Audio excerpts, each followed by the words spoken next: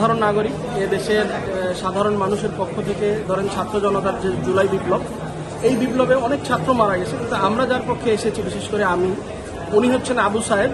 উনি একজন রিক্সা চালক ছিলেন, পরবর্তীতে মুদি দোকানি। উনি 19 তারিখ বিকেলবেলা মাথায় গুলি খেয়ে মারা যান বসিলা 40 ফিট রোডে।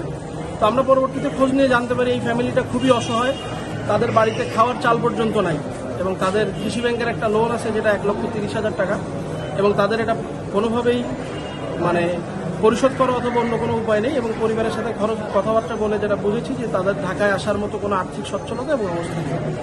এরকম পরিপ্রেক্ষিতে এই হত্যার তো কোনো বিচার হওয়ার সুযোগ নাই, বিকজ কেউ এখানে বাদী হয়ে মামলা করছে না। তারপরে আমি বিবেকের তাড়নায় এই আবু সাহেবকে নিয়ে কোর্টে আসার সিদ্ধান্ত নিই, এবং আজকে আমি শেখ হাসিনা, ওবায়দুল কাদের, তারপরে ডিএমপি কমিশনার, পুলিশের সাবেক আইজিপি, পুলিশের সাবেক ডিসি এবং ডিসি উত্তর, ডিসি দক্ষিণ, ডিসি ডিবি, এদের বিপক্ষে হত্যা মামলা দায়ের করেছি কোর্টে। এটার জন্য আদেশ পেন্ডিং আছে। আমরা এই মুহূর্তে অপেক্ষা করছি, আদেশের পরে আমরা পরবর্তী সিদ্ধান্ত জানাব। ধন্যবাদ।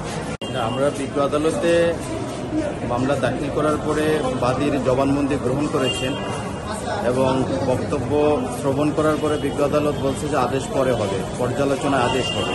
আমরা অপেক্ষায় আছি আদেশের জন্য। আপনার নাম কি? অ্যাডভোকেট মামুন মিয়া।